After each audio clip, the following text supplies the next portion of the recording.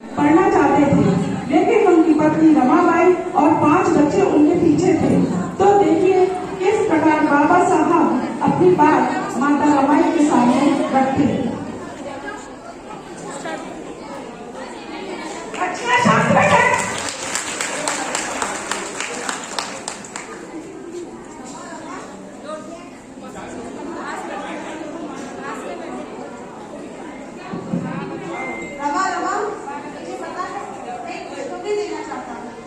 बताइए, मुझे बड़ौदा के महाराज ने वजीफा दिया है विदेश में पढ़ने के लिए।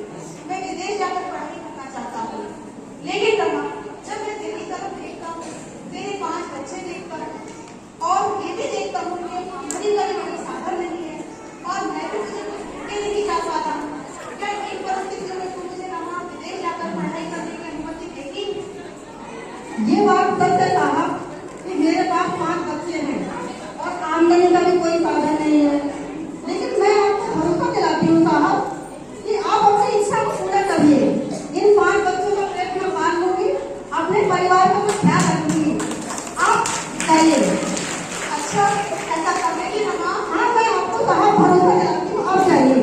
यहाँ पे तो संभाल लेगी, मैं अपने परिवार का ख्याल रखूंगी, आप हमारी चिंता मत कीजिएगा। ठीक है रमा। माता रमाई मुंबई की गलियों से गोबर उठाकर लाती है, उनसे उपले बनाकर मुंबई की गलियों में बेचती है।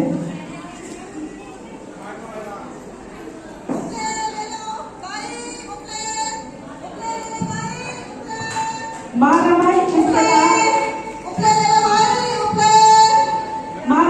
इस प्रकार उपले बेचती है और उससे जो पैसा आता था उससे अपने बच्चों का पेट पालती थी। पैसा इतना नहीं आता था कि वह अपने बच्चों को कोई अच्छी परवरिश कर सके। देखते ही देखते उनका बड़ा बेटा दामोदर बीमार हो गया और उसका वो इलाज नहीं करा पाई।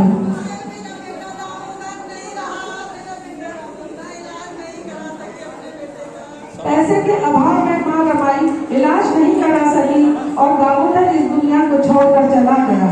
यह बात माता रमाबाई ने बाबा साहब को नहीं बताई।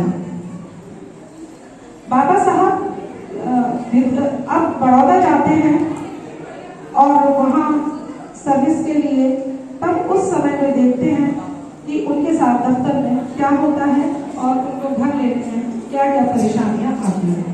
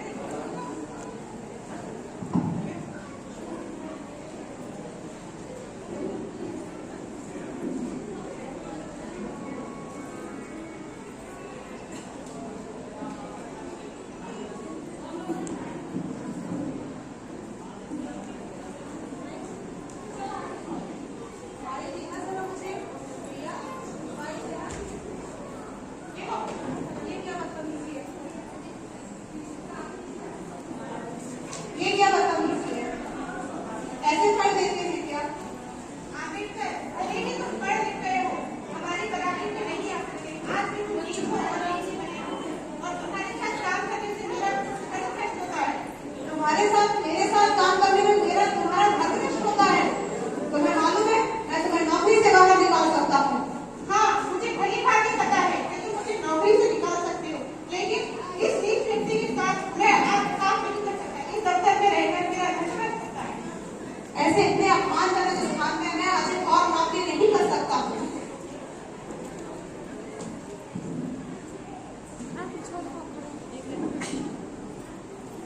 बाबा साहब डॉक्टर भीमराव अम्बेडकर बड़ौदा में 11 दिन ही नौकरी कर पाते हैं। उसके बाद वे अपने सामान लेने घर जाते हैं। जैसे ही घर जाते हैं वहाँ पर मकान मालिक का व्यवहार।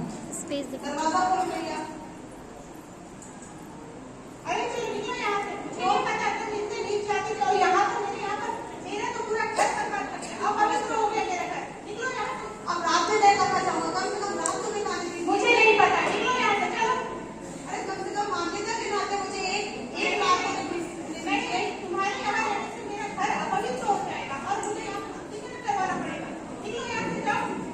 इस प्रकार बड़ौदा में बाबा साहब डॉक्टर भीमराव अम्बेडकर नौकरी भी नहीं कर पाते हैं और उनका मकान मालिक जो पारसी था वो भी उन्हें निकाल देता है। बाबा साहब अपने घर उदास मन से जाते हैं और रेलवे स्टेशन पर जब वो पहुंचते हैं तो ट्रेन 6-7 घंटा आने वाली थी, 6-7 घंटा लगना आने में। बाबा साहब वहाँ पेड़ के नीचे बैठकर सोचते हैं कि हमारे लोग मरे हुए पशु उठाते हैं, उनकी खाल खींचते हैं, उनका मांस खाते हैं। हमारे लोग दूसरों की टट्टी अपने सर के ऊपर उठाकर फेंकने का काम करते हैं। मेरे लोग गंदे रहते हैं, मेरे पास पहनने के लिए कपड़े नहीं है, उनके पास पैसा भी नहीं होता। हो सकता है यह लोग इसलिए हमारे समाज के साथ, हमारे लोगों के साथ बुरा व्यवहार करते हैं कि हमारे समाज के लोग गंदे रहते हैं। लेकिन आज तो मैं यूरोप से पढ़कर आया हूँ और मैं इतने बड़े अधिकारी पद पर नौकरी कर रहा हूँ और मैं इतने अच्छे कपड़े भी पहन कर आया हूँ।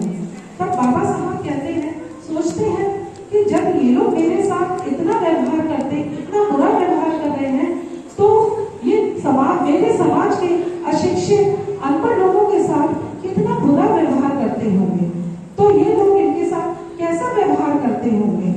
बाबा साहब कहते हैं और एक मन में संकल्प लेते हैं बड़ौदा में स्टेशन पर उस पेड़ के नीचे कि मैं अपने समाज को इस गुर्बत और गुलामी से आजाद नहीं कराया तो मैं वापस बड़ौदा लौटकर नहीं आऊंगा, मैं वही आऊंगा। बाबा साहब अपने ये सोचते हैं कि आप सोचिए कि बाबा साहब उस समय कितनी बुरी परिस्थिति में गुजरे होंगे जब इतने पढ़े लिखे होने के बावजूद भी उनको नौकरी नहीं करने दी जाती है और हमारे समाज के लोगों के साथ कितना क्रूर व्यवहार होता है। ये बात हम इस बात का अनुमान हम ऐसे लगा सकते हैं कि हमारे समाज के लोगों को आज भी अच्छे से नौकरी नहीं करने दी जाती है। फिर बाबा साहब वापस अपने घर जाते हैं और माँ रमाई का सामना करते हैं।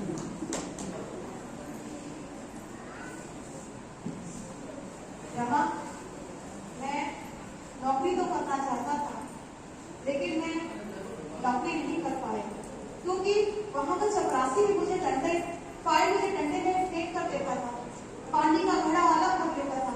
वहां के लोग, कुछ लोगों ने तो मुझे मारने का भी प्रयास किया। ऐसे माहौल में मैं कैसे नौकरी कर सकता हूँ कहाँ? कोई बात नहीं था, आपको जो ठीक लगे आप वो कीजिए, ठीक है रमा। बाबा साहब काम पर चले जाते हैं, कहीं मुंबई में ही जाते हैं। इधर माता रमाबाई, नानकचंद लट्टू जल्दी से जाइए, साहब को बुला कर लाइए, मेरा बेटा राम रतन बहुत बीमार है और उसकी लंबी लंबी सांसें चल रही है, जल्दी जाइए, साहब को बुला कर लाइए। क्या हुआ राजरतन को, क्या हुआ? जैसे ही बाबा साहब राजरतन को गोदी में लेते हैं तो राजरतन दम तोड़ देता है और अपने बेटे की मौत का मेरे घर को उजाड़ कर रख दिया और मेरे एक सामने बच्चों को तबाह कर दिया था। आपको बढ़ दीजिए। अपने चौथे बेटे की मौत पर पति के सामने माता रमाई इतनी भावुक हो जाती है कि बाबा साहब वो तो रो भी सकती है लेकिन मैं तो रो भी नहीं सकता। मैंने तो रोज हजारों सैकड़ों बच्चे मरते हुए देखे हैं अपने समाज पर, तो मुझे पर भरोसा कर रमा, भरोसा। चुप हो जा रमा, चुप हो जा। मैंने आज तक आपकी हर बात को माना और मैं ये बात भी मान लेती हूँ कि पर मुझे आप एक बात बताइए कि आप कहते थे कि रमा तेरा ये बेटा राम रतन देश पर राज करेगा, मुझे बताइए था, मुझे करके तो राज करेगा, मुझे बताइए। ये बात सत्य है रमा कि राजरत्न इस दुनिया में नहीं रहा, लेकिन मैं राजरत्न के पार्थिव शरीर की सौगंध खाकर कहता हूँ कि मैं इस देश में ऐसा काम करके जाऊंगा कि इस रमा के कोख से पैदा होने वाला हर राजरत्न, इस रमा के कोख से पैदा होने वाला हर बेटा इस देश पर राज करेगा। तो मेरा यकीन कर, मैं ऐसा उस पर भरोसा कर रहा, उस पर भरोसा कर। इतना कहने के बाद बाबा साहब अपनी जेब में हाथ डालते हैं कि राजरतन के शव के लिए, कफन के लिए पैसे हो। जब वो जेब में हाथ डालते हैं तो एक भी पैसा नहीं होता है। माँ रमाई अपनी साड़ी फाड़ कर राज रतन के शव के ऊपर डाल देती है और बाबा साहब राज रतन को घर में ही छोड़ देते हैं और लंदन जाने के लिए अरे भीमा, कहाँ जा रहा है? तेरा पुत्र यहाँ पर मरा पड़ा हुआ है। क्या कहेगा ये समाज? कम से कम इसका अंतिम संस्कार तो करते जा।